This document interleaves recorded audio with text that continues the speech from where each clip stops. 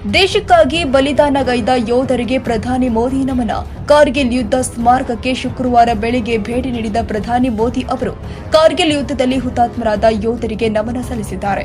ಕಾರ್ಗಿಲ್ ವಿಜಯ ದಿವಸ್ನ 25ನೇ ವಾರ್ಷಿಕೋತ್ಸವದ ಸ್ಮರಣಾರ್ಥವಾಗಿ ಲಡಾಖ್ನಲ್ಲಿ ಇರುವಂತಹ ದ್ರಾಸ್ಗೆ ಪ್ರಧಾನಿ ತೆರಳಿದ್ರು. ಪ್ರಧಾನಿ ಭೇಟಿಗೆ ಮುನ್ನ ದ್ರಾಸ್ನಲ್ಲಿ ಇರುವ ಕಾರ್ಗಿಲ್ ಯುದ್ಧ ಸ್ಮಾರಕದಲ್ಲಿ ಭದ್ರತಾ ಉದ್ದೇಶಗಳಿಗೆ ಅನುಗುಣವಾಗಿ ವ್ಯವಸ್ಥೆಯನ್ನು ಕೂಡ ಮಾಡಲಾಗಿತ್ತು. ರಾಷ್ಟ್ರಪತಿ ದ್ರೌಪದಿ ಮುರ್ಮು ಹಾಗೂ ರಕ್ಷಣಾ ಸಚಿವ ರಾಜನಾಥ್ ಸಿಂಗ್ ನಾಯಕರು ಕೂಡ ಕಾರ್ಗಿಲ್ ಯುದ್ಧದಲ್ಲಿ ಮಡಿದ ಸೈನಿಕರಿಗೆ ಶ್ರದ್ಧಾಂಜಲಿ ಅರ್ಪಿಸಿದರು. ಕಾರ್ಗಿಲ್ ಯುದ್ಧವು 25 ವರ್ಷಗಳ ಹಿಂದೆ ಅಂದರೆ 1999ರ ಜುಲೈ 26ರಂದು ಅಧಿಕೃತವಾಗಿ ಕೊನೆಗೊಂಡಿತ್ತು. ಈ ದಿನವನ್ನು ಕಾರ್ಗಿಲ್ ವಿಜಯ ದಿವಸ್ ಎಂದು ಆಚರಿಸಲಾಗಿದೆ. ಲಡಾಖ್ನ ಕಾರ್ಗಿಲ್ ಜಿಲ್ಲೆಯಲ್ಲಿ ಪಾಕಿಸ್ತಾನದ ವಿರುದ್ಧ ಭಾರತದ ವಿಜಯವನ್ನು ಈ ದಿನ ಸ್ಮರಿಸಲಾಗಿದೆ. ದೇಶಕ್ಕಾಗಿ ಯೋಧರ ಬಲಿದಾನವನ್ನು ಕೂಡ ನೆನಪಿಸಿಕೊಳ್ಳಲಾಗಿದೆ. 2 ವರ್ಷಗಳ ಬಳಿಕ ಭಾರಿ ವಾಹನಗಳ ಸಂಚಾರಕ್ಕೆ ಪೀಣ್ಯ ಫ್ಲೈಓವರ್ ಮುಕ್ತ. ಈ ಷರತ್ತು ಅನ್ವಯ. ಸಿಲಿಕಾನ್ ಸಿಟಿ ಬೆಂಗಳೂರಿನಿಂದ 25 ಜಿಲ್ಲೆಗಳಿಗೆ ಸಂಪರ್ಕ ಕಲ್ಪಿಸುವ ಬೆಂಗಳೂರು ತುಮಕೂರು ರಸ್ತೆಯ ಪೀಣ್ಯ ಮೇಲ್ಸೇತುವೆ 2 ವರ್ಷಗಳ ಬಳಿಕ ಭಾರಿ ವಾಹನಗಳ ಸಂಚಾರಕ್ಕೆ ಮುಕ್ತವಾಗಿದೆ.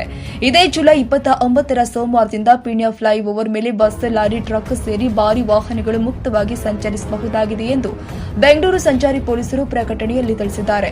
ಈ ಹಿಂದೆ ಫ್ಲೈಓವರ್ನ 2 ಪಿಲ್ಲರ್ನಲ್ಲಿ ದೋಷ ಕಂಡು ಬಂದಿದ್ದರಿಂದ ಭಾರಿ ವಾಹನಗಳ ಓಡಾಟಕ್ಕೆ ನಿರ್ಬಂಧ ಹೇರಿ ಲಘು ವಾಹನಗಳಿಗೆ ಅವಕಾಶ ಕಲ್ಪಿಸಲಾಗಿತ್ತು.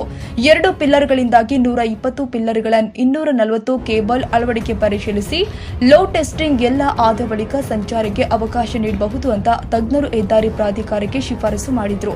ತಜ್ಞರ ಅಭಿಪ್ರಾಯವನ್ನ ಪ್ರಾಧಿಕಾರ ಪೊಲೀಸರಿಗೆ ಸಲ್ಲಿಕೆ ಮಾಡಿತ್ತು. ಇದೀಗ ಪ್ರತಿ ಶುಕ್ರವಾರ ಹೊರತುಪಡಿಸಿ ಉಳಿದ 6 ದಿನಗಳ ಕಾಲ ಭಾರಿ ವಾಹನಗಳ ಸಂಚಾರಕ್ಕೆ ಮುಕ್ತ ಅವಕಾಶ ಕಲ್ಪಿಸಲಾಗಿದೆ. ಪ್ರತಿ ಶುಕ್ರವಾರ ಫ್ಲೈಓವರ್ನ ನಿರ್ವಹಣೆ ಪರಿಶೀಲನೆ ಆಗಲಿದ್ದು ಆ ದಿನ ಮಾತ್ರ ಬೆಳಿಗ್ಗೆ 6 ಗಂಟೆಯಿಂದ ಶನಿವಾರ ಬೆಳಿಗ್ಗೆ 6 ಗಂಟೆಯವರೆಗೆ ಭಾರಿ ವಾಹನಗಳ ಸಂಚಾರಕ್ಕೆ ನಿರ್ಬಂಧ ಇರಲಿದೆ. ಉಳಿದ 6 ದಿನವೂ ಕೂಡ ಸಂಚಾರಕ್ಕೆ ಅವಕಾಶ ಕೊಟ್ಟು ಸಂಚಾರಿ ಪೊಲೀಸರು ಆದೇಶ ಹೊರಡಿಸಿದ್ದಾರೆ. ಪಾತ್ರೆ ಅಂಗಡಿಯಲ್ಲಿ ಗ್ಯಾಸ್ ಸಿಲಿಂಡರ್ ಸ್ಫೋಟ, ಅಪಾಯದಿಂದ ಪಾರಾದ 1 ತಿಂಗಳ ಮಗು. ನಗರದ ಹುಳಿಮಾವು ಬಳಿಯ ಪಾತ್ರೆ ಅಂಗಡಿಯೊಂದರಲ್ಲಿ ಸಿಲಿಂಡರ್ ಸ್ಫೋಟಗೊಂಡ ಘಟನೆ ಜರುಗಿದೆ. ಸ್ಫೋಟದ ತೀವ್ರತೆಗೆ 200 ಮೀಟರ್ ದೂರದ ಮನೆ ಹಾಗೂ ಅಂಗಡಿಗಳ ಕಿಟಕಿ ಗಾಜುಗಳು ಒಡೆದು ಹೋಗಿದೆ. ಸುರೇಶ್ ದಾಸ್ ಎಂಬುವರಿಗೆ ಸೇರಿದ ಅಂಗಡಿಯಲ್ಲಿ ಕಳೆದ ರಾತ್ರಿ 10:55ಕ್ಕೆ ಘಟನೆ ಸಂಭವಿಸಿದೆ. ಅವಘಡದಲ್ಲಿ ರಾಹುಲ್ ದಾಸ್ ಎಂಬಾತ ಗಾಯಗೊಂಡಿದ್ದಾನೆ. ಅಲ್ಲದೆ ಅಂಗಡಿಯ ಶಟರ್, ಪಾತ್ರೆಗಳು ಚೆಲ್ಲಾಪಿಲ್ಲಿಯಾಗಿದೆ. ರಸ್ತೆಯಲ್ಲಿ ನಿಂತಿದ್ದ 2 ಸ್ಕೂಟರ್ಗಳು ಸಂಪೂರ್ಣ ಜಖಂಗೊಂಡಿದೆ. ಸ್ಫೋಟದ ಸದ್ದು ಸುಮಾರು 1 ಕಿಲೋಮೀಟರ್ ವ್ಯಾಪ್ತಿಗೆ ಕೇಳಿಸಿದ್ದು ಜನ ಹಾಗೂ ಸುತ್ತಮುತ್ತಲಿನ ಆಸ್ಪತ್ರೆಗಳಲ್ಲಿನ ರೋಗಿಗಳು ಬೆಚ್ಚಿ ಬಿದ್ದಿದ್ದಾರೆ. ಸ್ಫೋಟ ಸಂಭವಿಸಿದ ಅಂಗಡಿ ಎದುರಿನಲ್ಲಿ ಇರುವಂತಹ ಮನೆಯ 2ನೇ ಮಹಡಿಯ ಕಿಟಕಿಯ ಗಾಜು ಒಡೆದಿದ್ದು ಅದೃಷ್ಟವಶಾತ್ ಅಲ್ಲೇ ಮಲಗಿದ್ದ 1 ತಿಂಗಳ ಮಗು ಪ್ರಾಣಾಪಾಯದಿಂದ ಪಾರಾಗಿದೆ.